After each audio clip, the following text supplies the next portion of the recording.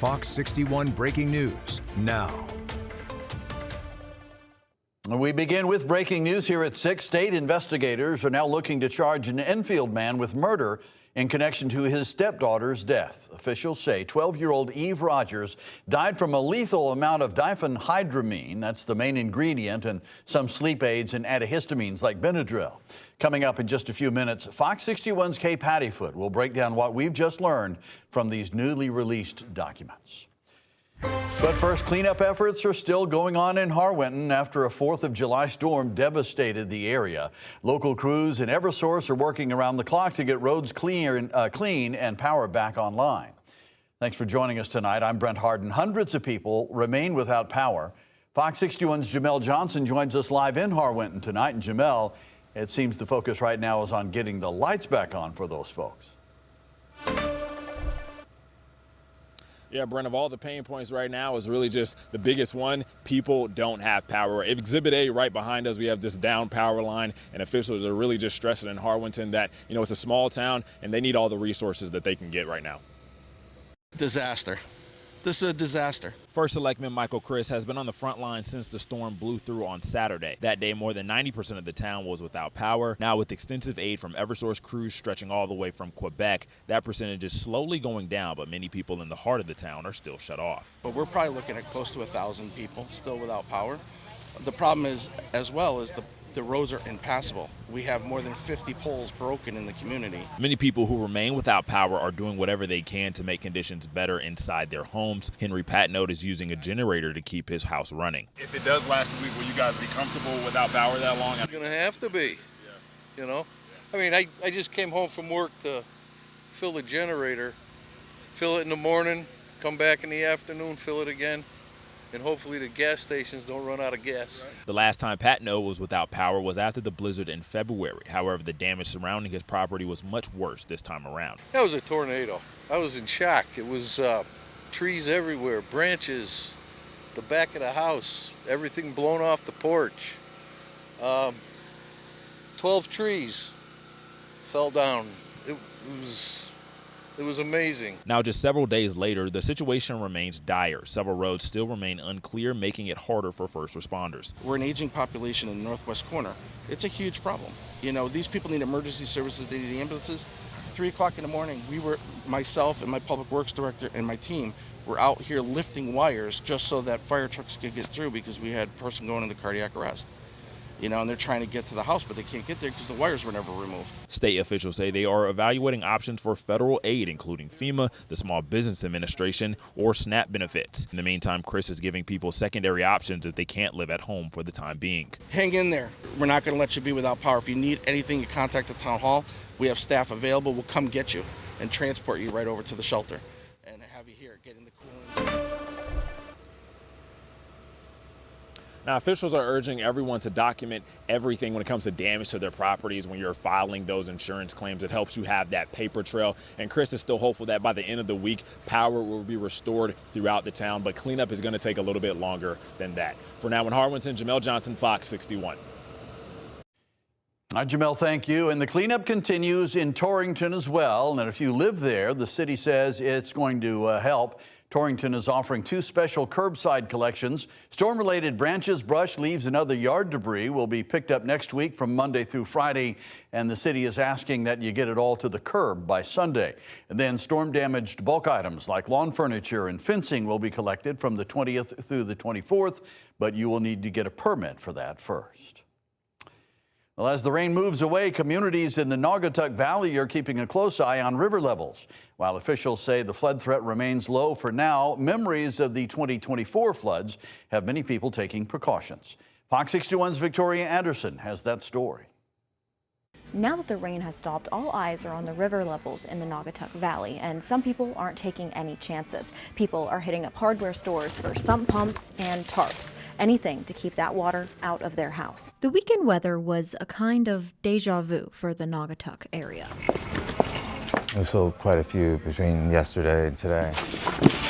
Jamie Lozier, who works for Ace Hardware by Chatfield in Oxford, told us the deadly 2024 floods are still fresh on customers' minds, and as a result, sandbags, tarps, and sump pumps were a hot commodity over the weekend. Oh, it's definitely better to be prepared than try to go somewhere and get something, especially with high water. The community is still a bit raw from the rough waters 2 years ago. After the flash flooding, we had a good respect for the flooding in the area. Oxford Fire Chief Scott Pelletier and his team have been watching both the Housatonic and Naugatuck River levels since the storm started Saturday. Right now, I don't think we're expecting to see much of anything. The river is well within its banks. According to data from the U.S. Department of Interior, the Naugatuck River jumped 3 feet in less than 2 hours on the 4th. Now it's on the decline, sitting just under 4 feet. The Housatonic saw less immediate change. Its levels rose less than a foot, but as water drains into the river, people should be ready for a slow but subtle increase. I think we're in good shape on this one. Now, the Oxford Fire Chief did tell me they're not expecting any flooding right now, but that may change, and you can keep an eye on it using the National Weather Service's River Monitor. They have 24/7 updates to all the rivers across the state. In Oxford, Victoria Anderson, Fox 61. All right, Victoria, thank you. Let's check in now with Chief Meteorologist Rachel Frank. Rachel, we're going from one extreme to the next. We had that extreme heat going to extreme rain and flooding as well. Yeah, and temperatures tonight will be falling back into the 50s. It'll feel downright refreshing as we head towards daybreak tomorrow. The flooding threat is over, but we still have some areas of leftover rain. It's 65 in Hartford, upper 60s right now for the New Haven area, and you can still see the raindrops on the camera lens there. We can still see this axis of rain right now shifting south. So Glastonbury, Andover, Coventry, still seeing some showers, Mystic and Stonington as well. But as this system continues to pull away, you can see the back edge right there. So it may be until after the news at 10 that we get there, but we will dry things out. High temperatures tomorrow will be in the 80s, lots of sunshine, lower humidity, but it doesn't last. We'll explain coming up. Brent. Rachel, thank you. Turns out West Hartford is not going to start repairing that sinkhole on Prospect Avenue today. Officials say they need to push the start of the work to tomorrow and hope to have it done mostly by Thursday. They say the delay is because of the sinkhole's cause, a 21-inch stormwater pipe that failed. The town said an inspection is being done today, weather permitting. For now, 3 of 4 lanes of Prospect Avenue are closed, so expect detours and delays if you go that way. And if you're cleaning up storm damage, beware of cleanup scams. Today, Attorney General William Tong warned that scammers may go door to door acting like they work for utility companies. He also said if contractors are offering unusually low prices for any storm cleanup work, that's a red flag. All home improvement contractors must put an offer in writing, and before you get any work done, make sure your contractors are licensed and insured. And to stay up to date on all things weather, download the free Fox 61 app, stream the live radar 24/7 no matter where you are. You can also turn on push notifications for the latest conditions and weather impact alerts. All right, let's get back to that breaking news we told you about a few minutes ago. State investigators are now looking to charge an Enfield man with murder in connection with his stepdaughter's death. Fox 61's Kay Pattyfoot joins us live outside the Enfield Police Department with the newest details. Kay. Brent, the toxicology report shows that there was a lethal amount of antihistamines found in 12-year-old Eve Rogers' body. The report says 23 milliliters was found in her blood, which is extremely high.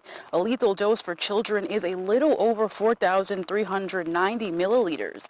Prozac was also in her system, and she had no prescription for that. Right now, her stepdad, Anthony Federline, is only charged with sexual assault and risk of injury to a minor.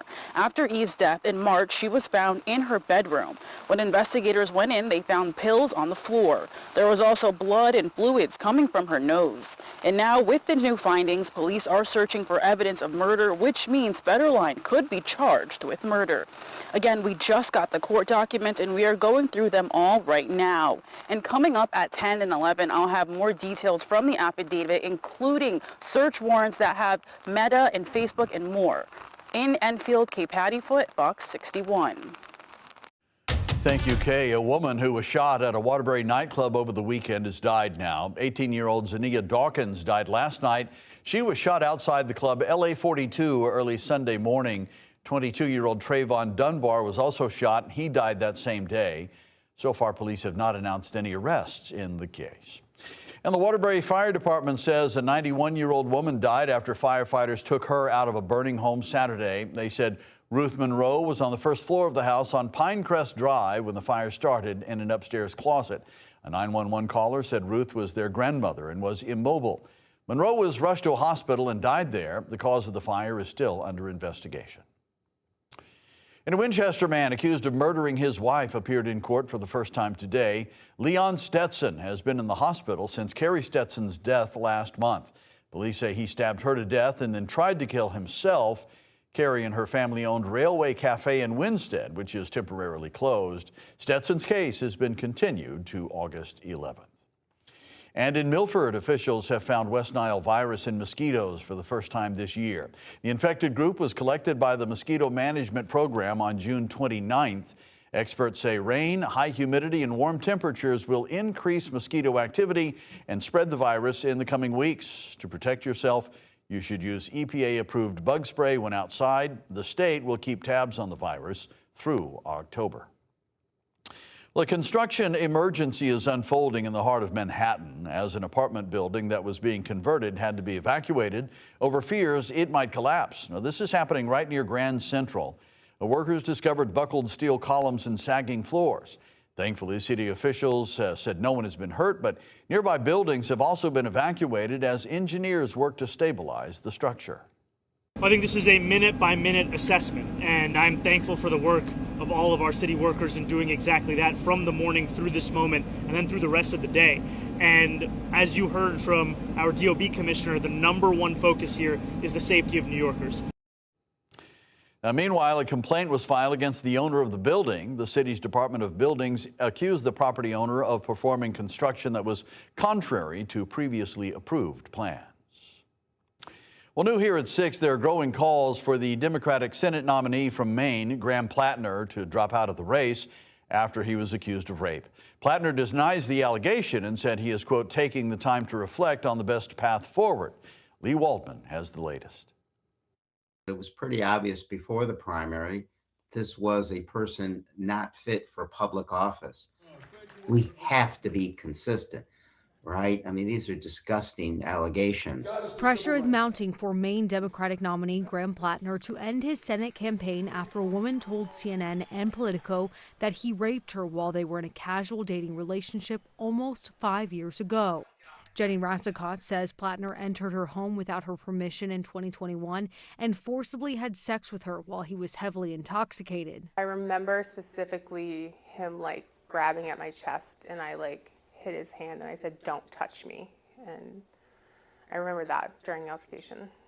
And then he kept going. Yeah. Plattner has denied these allegations. Regardless of the inaccuracy of the reporting, but mindful of the political reality it will inflict, we are taking the time to reflect on the best path forward for the state that I love. Senate Minority Leader Chuck Schumer has vowed not to spend money to beat the Republican incumbent unless Plattner withdraws. Senators Elizabeth Warren and Bernie Sanders, who previously endorsed Plattner, have also called for him to step aside. I'm hearing from many folks in Maine, all levels of the Democratic Party, who are strongly hoping he will drop out. These calls come 1 week ahead of the July 13th deadline for general election candidates to withdraw from the ballot. If Plattner does, the Senate Democratic Party will have 2 weeks to offer up a replacement candidate. Lee Waldman, Fox 61.